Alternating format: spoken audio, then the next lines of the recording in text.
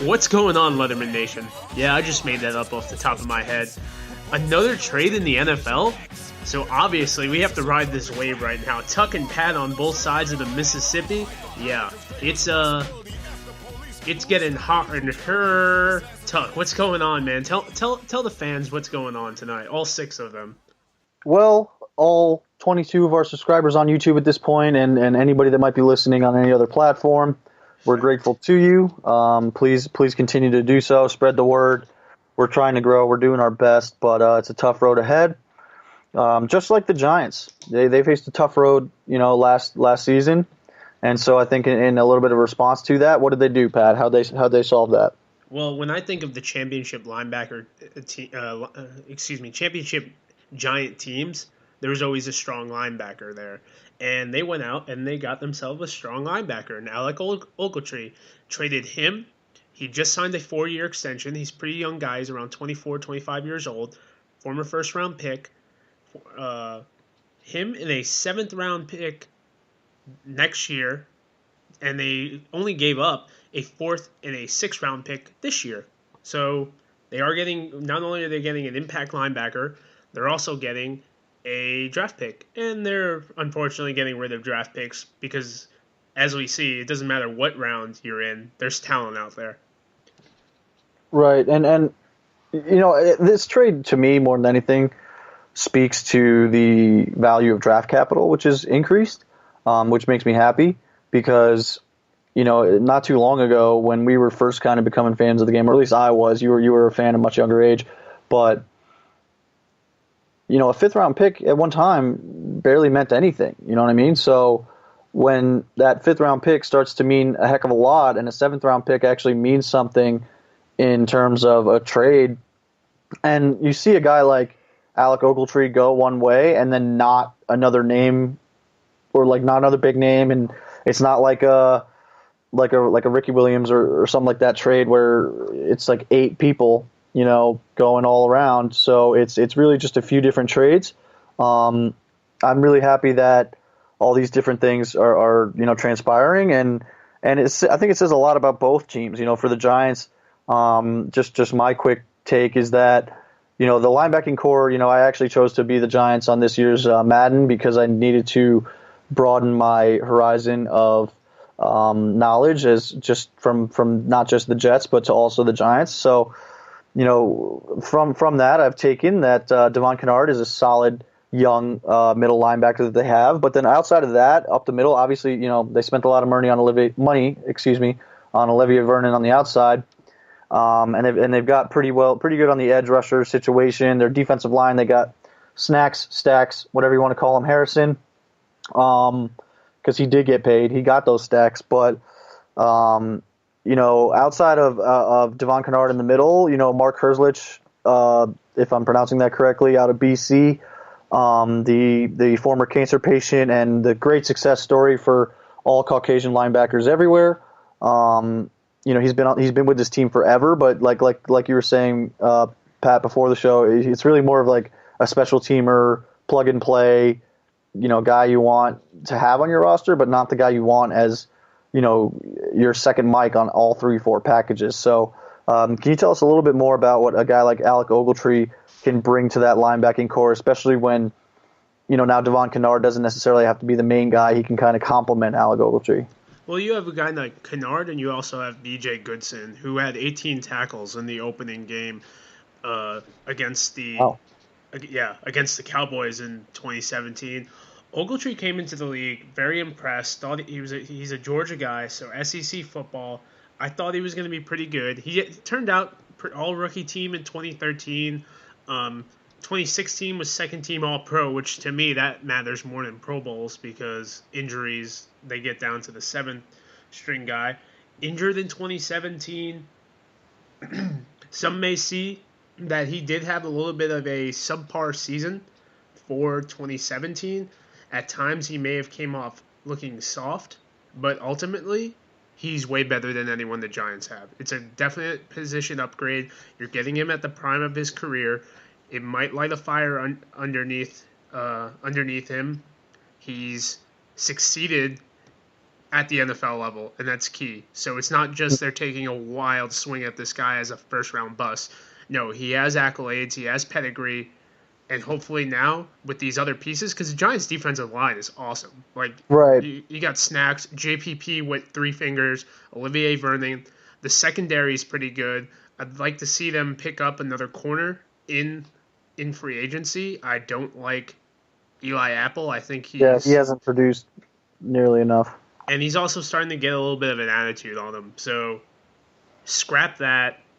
If you want to make him your nickel, that's fine. But Landon Collins is obviously a stud. They move in DRC back there, so now he's starting to transition into a safety. I'm excited. If you're a Giants fan, you need to be excited. Plus with the number 2 pick, if they do pick up Barkley, which every day I change my opinion if they will or not.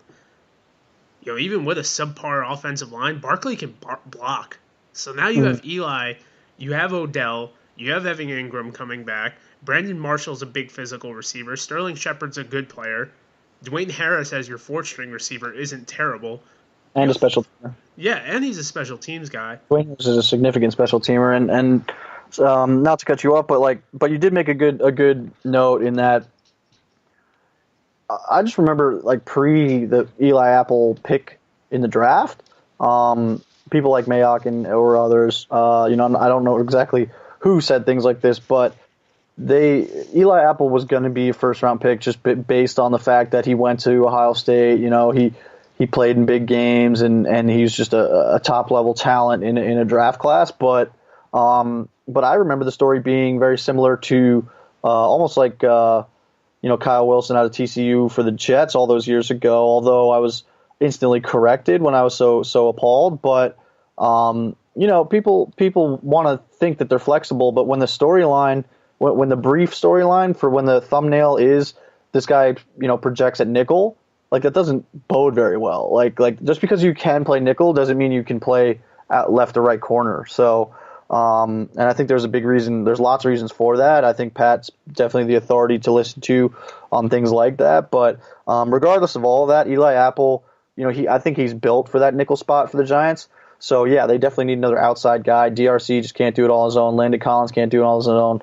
But we bring up all these names individually, and you start to see just a really solid defensive core. And so when you add Alec Ogletree, who is an established linebacker, like Pat said, the Giants have great things going on the defensive side of the ball. If they could go ahead and pick up Saquon to just, take the pressure off Eli, or, I wouldn't even be mad at them taking Quentin Nelson just to make sure Eli gets the ball. They have Richburg, who's a good guy, but you could maybe plug Nelson in at guard for a while until Richburg's contract expires or what have you. They've got flexibility, like I've said before. The Giants have 51 cards to play when it comes to this upcoming draft. They have the 2nd pick, and quite honestly, their deck is stacked because they don't really need to pick a quarterback. And taking Josh Rosen might be the popular thing to do, but neither Pat nor I necessarily think it's the smartest thing to do. And Tuck does not think that the Giants should take Josh Rosen, emphatically so. So, on the flip side, the Los Angeles Rams, they experienced more success last year than anybody thought they would. They obviously they made the playoffs, Sean McVay's first year. And so Sean McVay was just, what I think was not nearly credited enough was the fact that Sean McVay is a football coach's son, and everybody was just like, Sean McVay is turning things around for over there in LA and all that stuff. But, his dad has been an NFL coach since the 85 Bears or something like that. So what the Rams get, obviously some draft picks in this, they get what, a 4th and a 6th, Pat? Yes. This year's 4th and 6th. Right. So this year's 4th and 6th. So anytime you can pick up 2 draft picks in this upcoming draft, they made a trade in March 8th and they're going to get picks in late May. So, or late April, early May, whatever it is. So that's always great. That's gravy, and that means you can have even more flexibility, and so the Rams will be able to fill even more holes. And I guess they felt that their defense was at a place where they can go ahead and remove a high motor guy. Like, that was the biggest thing to me. To me, it always seemed like Alec Ogletree, like on the Hard Knocks or just watching him in season, was that, he was always trying to run around and run to the football, and he was always trying to make the big play. But in doing so, he expended a lot of energy, and so he just always looked gassed to me, and like he couldn't quite get his hat to the football right in the moment you needed him to. He's a two and a half down linebacker, I call them. Okay, yeah, exactly. That's a perfect way to put it. They could play that third down, but do you really want them guarding Darren Sproles? Because that was, as a Giants fan, that was the reason why in 2007 they picked up Michael Boley, or maybe it was 2006, because they couldn't have anyone cover Brian Westbrook from the Eagles. Okay, right. The way that Brian Westbrook would just run all over them, and you just see guys like Kawika Mitchell and Antonio Pierce right behind him. So Michael Boley was able to keep up with Brian Westbrook. Westbrook, yeah, back in the McNabb, Andy Reid days.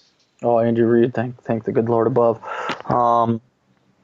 But just for the Rams for 2018, they're getting back some picks, but they've also made some other moves today to shore up that defense. When you take out an integral person on your defense, no matter what they thought of him, clearly he's a big name and a big guy in that defense. So they went ahead and they flew off a 5th-round pick, and in exchange, they got Aqib Talib from the Denver Broncos, and I think everybody and their mother knew that Aqib Talib, like, that was a mutual thing. Like, both Aqib Talib kind of wanted out of there, and Broncos definitely wanted him out of there. I can't stand Aqib Talib. First of all, he went to the University of Kansas, so I don't think that they have a very solid football program. I'm a Pokes fan, so that's just bias. But the Kansas team he was on is like their only good team they've had in God knows how long. Well, that was at the beginning of the Charlie Weiss era, somewhere in there. No, that wasn't even Charlie Weiss. That was in Mark Mangino. Another fat guy. So I mean, I remember watching that, they and that goes for like Louisville football players too. Was like people like Kerry Rhodes or whoever, they would ask them in interviews like, oh, do you think that you've changed the reputation of your school from a basketball school to a football school? And they'd always like have to laugh it off and be like, yeah, well, I hope so. Now that I'm out here, making plays, hopefully people around the country will start to know us for football more than just basketball. But I mean, the way Aqib Talib carries himself on the field, I don't know anything about him as a person. But on the field, my chain. Yeah, he's all Deboing Crabtree, and I can't stand that ish. Like seriously, I like Crabtree a heck of a lot more than I like. Well, I don't know why, Texas Tech, but he just did great things in college. I'm just such a college football head that I just can't ever shake my impressions of a college football player. But regardless of all that, yeah, so the fact that he's Debo on the field, nobody likes a Debo, right? So when somebody comes around and takes something that's yours for no reason other than just to be a punk, then you're a punk and nobody likes you. So, and the fact that he would just dance around in opposing stadiums and go, yes, yes, yes, yes, doing the wave, all that good stuff. In my opinion, not good stuff. But I just can't stand him. He's not articulate. He can't, again, and that's not something that you should be holding a football player to, but I just don't like his emotions. I don't like the way he displays them. I'm really not making my case very well, but I don't like Aqib Talib. I think he's long past his prime is probably the most important thing.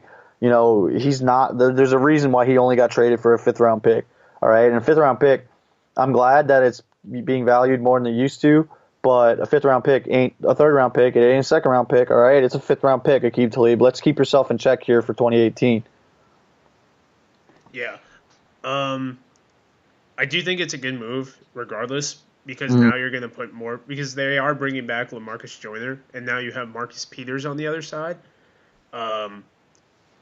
So now now he's going to be put on an island, because I'm not throwing to Marcus Peters at all. Like Right. and that's what you saw. Like someone made an obscene comment. They were like, "Oh, his interceptions are down." Yeah, Darrell Revis. One of the years he went to the Pro Bowl, I think he had 0 interceptions because Right.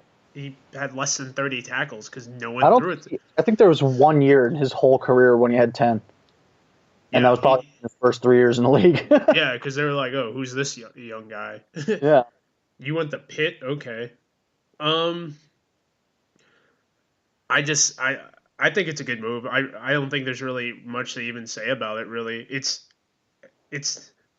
I think it's kind of especially with dropping all this money from the Ogletree trade, and they just did get rid of Robert Quinn as well, which I wasn't. He's going to the Dolphins, which is going to bring some pain for them. Uh, they got the money. They can save it. They're not bringing back Tremaine Johnson, so you need someone to fill that Okay. gap. Good move. They're I gonna mean, yeah. and I mean, I think they're operating in a smart manner. Um, and gosh, then the name of the GM is escaping my head here, but less Snead. Les Snead. I mean, come on, with a name like that, how can you fail, especially in football? But I mean, the fact that they brought in Sean McVay, and now that they're making all these moves that just are great moves on paper, we'll see how they play on the field. But they're not only great; they're fantastic moves on paper.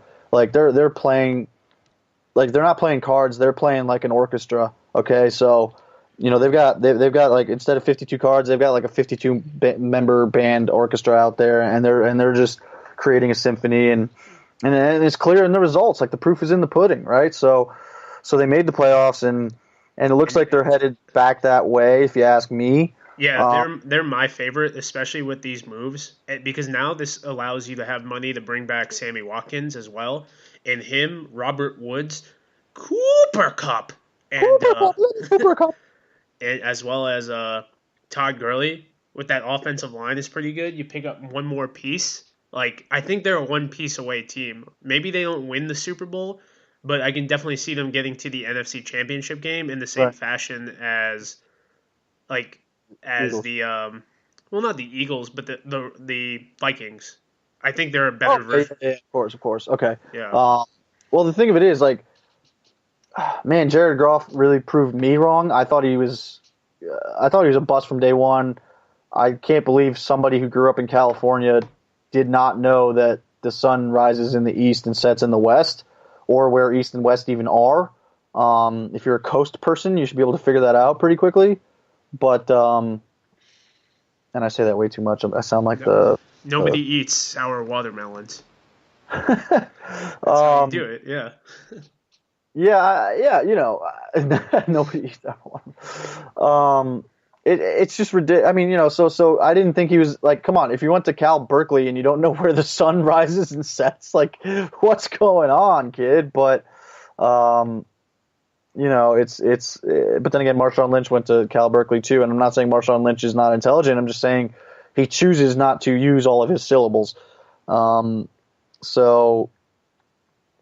So regardless of all that, Jared Goff proved me wrong. I think he proved a lot of people wrong. That's not a hot take at all. That's a freezing cold take.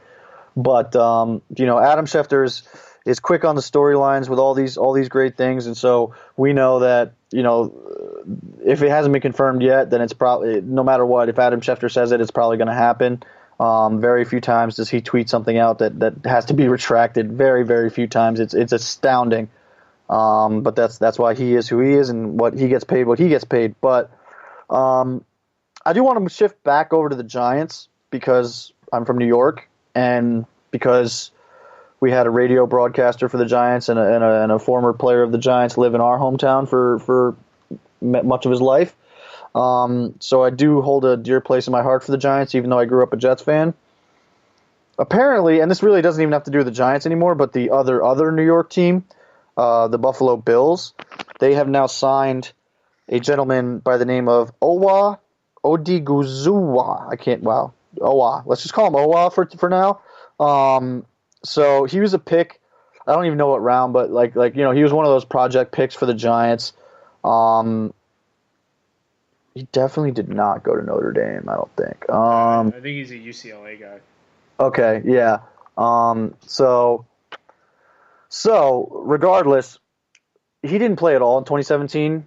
Right before the season, he got popped for PEDs, and so he got the standard 4-game suspension. But the Giants were like, "All right, you've been on our roster for 2 years. Like, you haven't even been able to be a rotational player. Goodbye. Like, we were going to release you." So he got released for the entire 2017. Sat out the whole year. That's always a huge issue. I mean, obviously, like, it's not college, so it's not like your time's limited in that sense. But anytime you're away from the game for a whole year, not even with an organization, it's different. It's one thing to be, in the training room with an organization for a year and at least be able to sit in on meetings sometimes, or sometimes you can according to league rules. But, it's one thing to be in the building. It's one thing to be at your house, right, on your couch, and at LA Fitness and at Retro Fitness and not bloody, the Atlantic Health Complex or whatever it is, right? So he got cut. He didn't play at all last year, and so now the Bills picked him up right before the league year turns over, and all these things are getting flurried and fired out by Adam Schefter. Hey, I mean, we obviously don't know a lot about this kid. In Madden, he's not cracking my rotation either, but that actually says nothing about anybody. He's one of these athletic types, right? And so he looks like a project guy. Pat, can you maybe give us a little more insight onto what to do with a project type player when you're that franchise? And I'm not familiar really with the state of the Bills coaching staff because it's turned over so much in the last few years. Well, the Bills are throwing darts at the board with this one because what I think you should do at project quarterbacks is project defensive linemen / outside linebackers is have your quarterback who you don't like as much, give them $600 or take from them $600 and then get punched in the face. Because that's the only thing that this guy is going to help you. I'm going to call him double O. Those kinds of people in, apparently, so yeah. Yeah, double O. I'm not impressed. I saw him in 2015 take some reps, I believe. Or it was 2015, 2016. Saw him take some reps. Looked stiff. Looked athletic. But that's it, man. Like, the Giants have been hitting and missing with a lot of these, like, later round guys. Kerry Wynn, nothing special. Marcus Kuhn, thought was going to be good, nothing special. Double O, nothing special. But at the same time, the Bills' run defense is pretty terrible, so might as well just give it a try. I don't disagree with that whatsoever. I'm just doing some creeping on here, and this is completely unrelated. Shout out to some guy I played against in high school, Devin Kajus, on signing that futures deal with the Cleveland Browns. Nice. Might actually get some reps in camp now. He's bounced around, right? So he got – I don't even know if he got drafted, right? But he got – undrafted. He was with the 49ers first, right? Yeah, cut by the 49ers, then signed by the Packers on the practice squad for the year. Got hurt last year and then signed a deal with the Browns in February. So he actually made a lot of plays at Stanford. Like, he was actually – I saw his picture somewhere. I think it was in Sports Illustrated where he had like an 87-yard, game-winning drive type of catch. So he's a good player. He's one of those guys that, now that we actually have access to a practice squad in Madden, Pat continually chooses to develop him, and I try to do that, but he's such a training camp practice squad type of body that I have a tougher time doing that. But not only did Pat play against him, some of our friends graduated with him. Some of our friends took some college visits with him, actually. Hopefully that's legal according to the NCAA, but where I'm going with this is, shout out Devin Kajust. We wish you all the best, buddy. And I know you and I have never met. You probably met Pat once or twice, but we love storylines like that. That's the whole reason we do things like this show, and just the reason why we love football is because, if you really want it that bad, if you got the talent to play at Stanford, then you probably got the talent to stick it around. So this will be his second or third year. So he's actually had a 3-year NFL career at this point, right? Yeah, I don't know how much money he's made, but It doesn't he's matter. been on 3 years, almost invested, I believe. I mean, you're gonna make like 50 grand a year on the practice squad. If you're on the practice squad for 12 months, or not 12 months, but 6 months, you're gonna make like 50 grand. So, I graduated from college, excuse me, and everybody else take note: graduate from college, graduate from high school. Um, but you know, I graduated last year, and I've yet to make $50,000. So, Devin Kajust is clearly doing a lot better than me. And I think he's doing a lot better than most people went right out of school. So most people, for their first 3 years out of school, can't say that they're living their dream and following their passion and doing everything they can. And he's lived in 3 different states, and he's been doing all these great things, and he's following his passion. And yeah, his lower half might be taking a little bit of a toll physically on it, but he's following his dream, he's following his passion, and he's making good money doing it. Like, I'm pretty sure anybody that's listening to this show would take $50,000 to play football for 6 months, no matter where it was. Could be China, Japan, like they do it. Yeah. Apparently, I'm just creeping on Sport Track, which takes all the finances and whatnot. Isn't He it Spo track? Spo. Yeah, this probably is, to be honest. But he threw, according to the website in 2016, he made 110. So Heck yeah, man. good for him, you know. Yeah, we wish him all the best, Devin. Kajust, as we all call him, or as we reference him, by hopefully he catches on with the Browns, because they always need help, right? So I don't know if Seth DeValve is still on that team, but Devin Kajust is like maybe not quite as big as Seth DeValve, but fills a very similar mold. So maybe Hugh Jackson and Paul DePodesta. Paul DePodesta, I hope would really pull the strings on this one. That would literally make me so happy. As a Mets fan, as a New Yorker, as all these different things, that would make me very happy. Go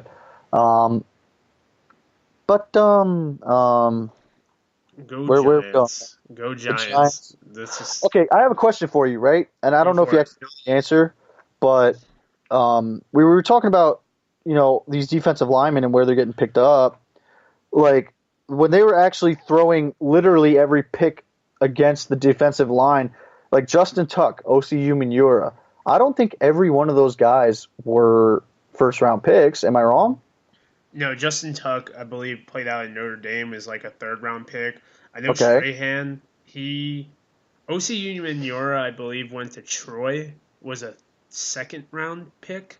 Okay. Um, Strahan went to some weird school. I'll look it up in a second, but I mean, but everybody knows who Michael Strahan is. I mean, yeah, he's he's a still famous. Yeah. third round pick. Their only first round pick off the defensive line that most people can name is Matthias Kiwanuka, and he wasn't really a stud. He was a good player, but he went to Boston College. He was the 32nd pick, I believe, in 2006, and he was on both championship teams. They did a really good job in just building a team. They had some pieces from the draft. They had some pieces from free agency. Guys stepped up in their championship teams. Antrell Roll was a big guy for the Super Bowl. Yeah. Deion Grant, um, Corey Webster, who I thought was pretty terrible, had some really big plays. They had R.W. McQuarters was a pickup. The offensive line was absolutely amazing in my opinion. So tough. They were, Sean O'Hara, Kareem McKenzie, Rich Cyber, Chris Snee, guys like that. Just Sneak. yeah, and they didn't do this with Tiki Barber. '07 Plaxico Burress, Amani Toomer were your Mm, big guys. Shockey was hurt. They had Kevin Boss come along.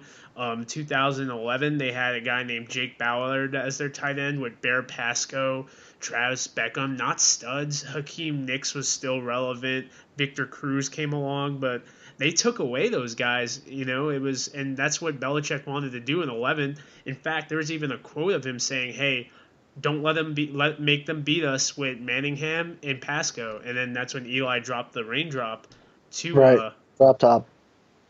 and even then a good offensive line, man. That's it. It's but the team was built on defense. And then you had guys like Jay Alford, a draft pick, come along. gentleman's name is escaping me right now. Well, There's just, I mean, there's a reason why people say defense wins championships, right?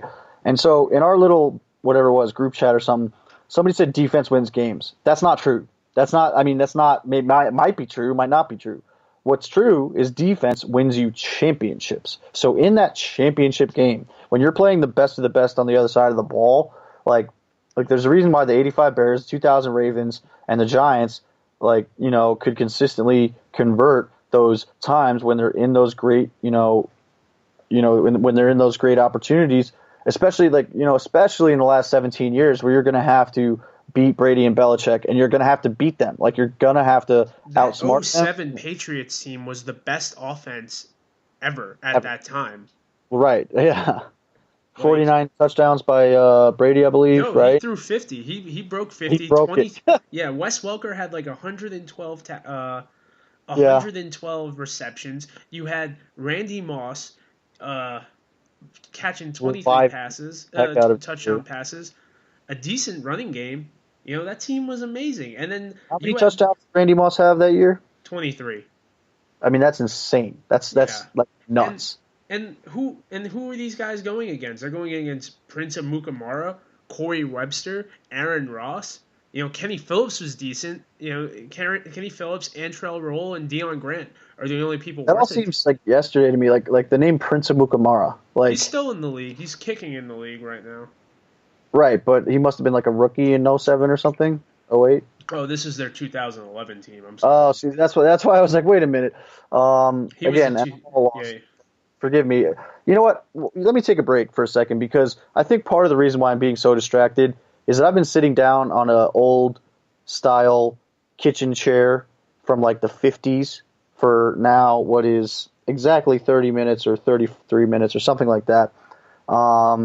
But, if you live a sedentary lifestyle, if you're working an office job, that's going to put a lot of pressure on your spine. There may be one or two people in your office that sit on a stability ball, and your office may or may not be so kind as to give you one of those VersaDesk things so you can stand up when you feel like you've been sitting too long. But there's really only a few remedies for that, and one of those remedies is to go to a certified licensed massage therapist. So our close personal friend and friend to the show, Joe Tomzik, has opened up his own business called livepositive365.com. Go there, go to that URL, livepositive365.com. Book an appointment, anything you can afford on his website. Use promo code TUCK, T-U-C-K, TUCK, and you will receive 10% off your first session with him. Let me just tell you from my own personal experience, and this is not a super plug. This is my own personal experience. I've had a lower back injury for the last 6-7 years that I thought was something that, the MRI came back negative, so I didn't know what it was. Nobody could tell me what it was. Physical therapists couldn't tell me, X, Y, and Z will make it better because I tried it and it wasn't getting better. So after literally two sessions with Joe Tomzik, my pain's relieved and I can notice that, I've been sitting down on a hard surface for too long. I need to get up. I need to walk around. But that's what I'm willing to do for you guys and do for this show is to be in pain and grit it out. But go to livepositive365.com. Look up what Joe Tomzik's doing over there for some holistic Eastern style massage-focused medicine. Use promo code TUCK and you'll receive 10% off your first session. Pat, how would you like to proceed with this show at this point? I'm looking at the 07 team and tears are coming to my eyes, man. I forgot Kevin Dockery was on that team and he was terrible. Oh God, man. And they won. They won it. They won Nobody it. gave them a chance. And it was even a running story, both times around, it was like the media was like, there's no way this team can win this game. And we don't even want to be saying this because it's just a cliche adaged headline storyline, but nobody gave him a chance. Nobody gave him a chance outside that locker room, and that's why people love sports, and that's why people love football, and that's why movies like Any Given Sunday get made, and that's why films like Draft Day get made, and because anything really can happen out there as long as you collectively believe. It's not just I believe we will win.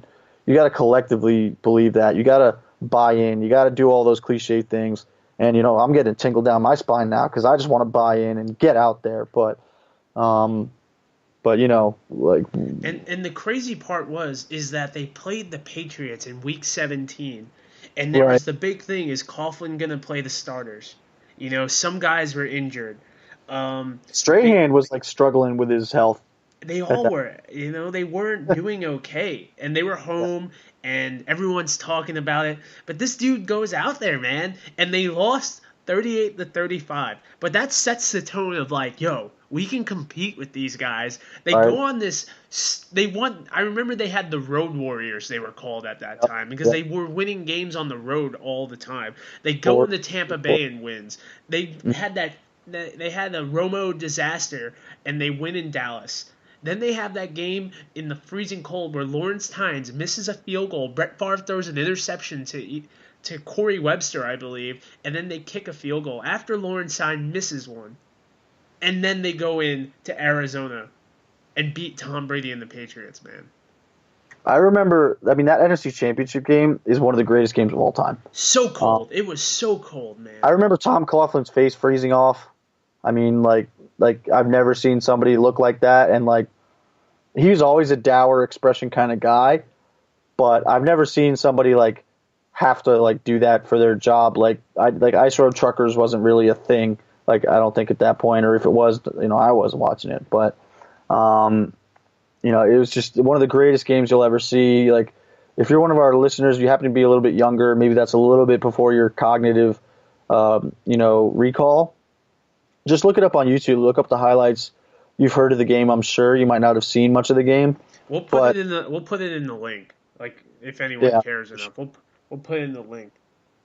All right, The yeah. thing these games, man. These are the Giants. They're just a bunch of dudes, man. They don't settle, and that's why McAdoo was such a terrible coach because he let everyone kind of like, he couldn't reel in Odell. He couldn't reel in Eli Apple. No one respected him. And like everyone wants to say, yeah, Odell got a little feisty in Coughlin's age. True or false? They still were. When Coughlin said jump, everyone asked how high. Of course. But the thing about Coughlin, so here's the debate, right? Coughlin is a coach's coach. McAdoo is one of these player coaches. When has a player's coach ever worked? Like ever? So. And if you're listening right now, I want you to tell me because I'm trying to think of like outside of football, and I'm not saying a player's coach is somebody that does not mean a coach that has played that can relate to players well, or a young coach that can relate to players well, or whoever the heck the coach is for the Cavs that just lets LeBron do whatever he wants. It's not. Yeah, I'm not. They fired the coach before him, and because LeBron was like, I don't like that guy. Well, that's a different. That's different entirely. You can't. There's no. Tom Brady can't even do that, right? So, the league, those storylines coming out of Foxborough these last few months, those aren't real. Those are smoke screens. All right. You don't think Bob so? Kraft, You don't yes, think? Yes, 100%. Bob Kraft, Tom Brady, and Bill Belichick every single year, probably every single quarter of the fiscal year, get together, get in a room, and do like a kick line like kind of dance because they're so damn successful. It's just they don't yeah, Brady might be getting a little frustrated that he's not getting the LeBron James treatment, but this is football, all right? We don't have 13 players on our roster. We have 53, all right? Like, yeah, you've taken pay cuts for us to do great things so that we can allow us the flexibility to do better things. So, yeah, Belichick as the GM should also be grateful to him. But Belichick's not the guy asking for Brady to get out. He's the guy asking Kraft not to be able to have to trade, which is so perplexing to me because they don't have a GM there in New England. It's just Belichick. Yeah, it's Bill. Buffalo. It's Bill. just Belichick up there. Not fellow anymore, but Sankaty Head Golf Club member Bill Belichick. He's both the head coach and the GM. They must have an assistant GM, obviously, but where I'm going with this one is that, Bob Kraft, he probably just wanted some more autonomy of his team, and then the whole Alex Guerrero trainer TB12 method in the Foxborough complex. All this stuff, like there were like little tiny storylines that were like Bob Kraft probably had to say to Tom, "Hey, no, we can't have Alex here. We can't have avocado ice cream in the fridge. You know, we can't support those kinds of things. Like, it might even be a legal liability, like kind of thing. Like, we pay these guys that have certifications that we recognize and the league recognizes. Alex Guerrero, I guarantee it, is not an NFL certified or recognized, I should say, like trainer and certified strength and conditioning coach. Even if he is a certified strength and conditioning coach, like you have to be approved. Everything in the NFL has to be approved. So by the league office, and that's why people don't like the commissioner that much, no matter who he is. So I'm going really off on this because we got New England, we got the commissioner, we got all this stuff, going through my veins right now. But I think it all goes to show that when you have the right chemistry balance, like the Giants had both times around, and the strong leadership, like a Tom Coughlin type. Obviously, Bill Belichick is a very authoritarian. Yeah, that doesn't happen with me often, folks. This is working overtime for us. But I think that personally, I just think that the New England era, unfortunately, is only limited by the years that Brady can play, and Brady's going to play for as long as he damn well pleases now that they don't have Garoppolo. So that's why I don't understand the Garoppolo move, because Belichick obviously wanted Garoppolo, and that's where this whole smoky storyline came from. But, go Giants, as Elizabeth Banks once said in Invincible with Mark Wahlberg. Go Giants!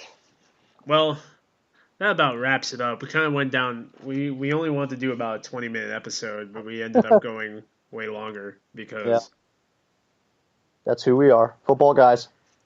I'm a footballer. Show me Albuquerque. Why don't you tell the people what they want to hear about T-shirts? If you wear T-shirts, you should get these T-shirts because not everyone wears T-shirts, and that's a damn shame. Because Tuck's been telling me to wear pants my whole life, and I'm like, Tuck, what about the T-shirts? In today's age of 2018, where we want equality, we want T-shirts. So y'all should get your T-shirts from Kilo Charlie Clothing. Veteran owned and operated on this side of the Mississippi, which is my side, from the Lou, and they're proud. Just like Nelly, you can find me doing shoulder shrugs and giving hugs. But that being said, seriously, guys, if you're looking to support a veteran-owned business, check out Kilo Charlie Clothing. They're on Facebook. They're on Instagram. They got some YouTube. They make some funny skits. They do some things with pandas. Tuck wears the operator shirt. I wear the operator shirt. Jerry Jones wears the operator shirt, not the Cowboys owner, but some guy I used to work with. He wears the operator shirt. Yeah, he has his own YouTube channel. Don't watch it. Don't watch it. But do be on the lookout for a new release that they have. It's called Tourniquet Up. It's a new design. Yeah. And if you're in the medical community, if you're an EMT or a paramedic, in any form or fashion, military branch or otherwise, you know that a tourniquet it saves lives. So Tourniquet Up, folks, and I think that about wraps it up. Definitely, guys. Thank you if you made it all the way with us. We really appreciate it. Till then, have a great night.